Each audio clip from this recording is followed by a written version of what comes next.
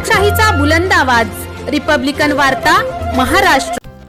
अपक्ष उमेदवार समीर भुजबळांचे नस्तनपूरला नारळ फोडून प्रचारास शुभारंभ। न्यायडोंगरी जवळ असलेल्या नस्तनपूर येथील शनिदेवास नारळ फोडून केला प्रचाराचा शुभारंभ। बातमी आहे नांदगावमधून।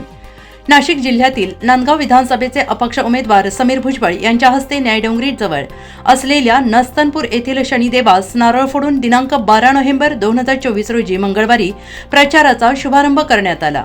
नांदगाव विधानसभेसाठी एकूण 14 उमेदवार निवडणूक रिंगणात उभे असून यापैकी एकनाथ शिंदे शिवसेनेचे सुहास कांदे, उद्धव बाळासाहेब ठाकरे शिवसेनेचे गणेश धात्रक तर छगन भुजबळ यांचे पुतणे, अपक्ष उमेदवार समीर भुजबळ, देवमाणूस म्हणून चर्चेत असलेले रोहन बोरसे या 4 उमेदवारांमध्ये चौरंगी चुरस होत असल्याची नांदगाव तालुक्यात चर्चा सुरू आहे। परंतु खरी लढत अपक्ष उमेदवार समीर भुजबळ आणि विद्यमान आमदार सुहास कांदे यांच्या दुरंगी लढत होताना दिसत आहे। माजी खासदार समीर भुजबळ यांनी भयमुक्त नांदगावचा नारा देत निवडणूक रिंगणात ते उतरले आहेत, तर विकासाचा मुद्दा घेऊन सुहास कांदे निवडणूक रिंगणात उतरले आहेत।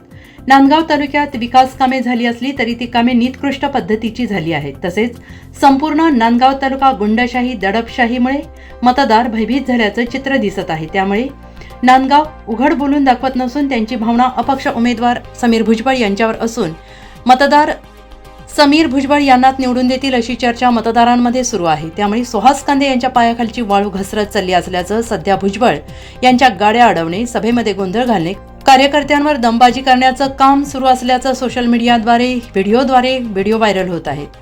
तसेच खोटे गुन्हे दाखल करण्याचं काम नांदगाव तालुक्यात सुरू आहे। जनता बोलून दाखवत नसेल तरी पण आपले मत व्यक्त करतील अशी चर्चा सध्या सुरू आहे। आता येणारा काळच ठरवेल नांदगाव तालुक्याचा आमदार कोण होईल। रिपब्लिकन वार्तासाठी नांदगाव प्रतिनिधी मुक्ताराम बागुल, नाशिक।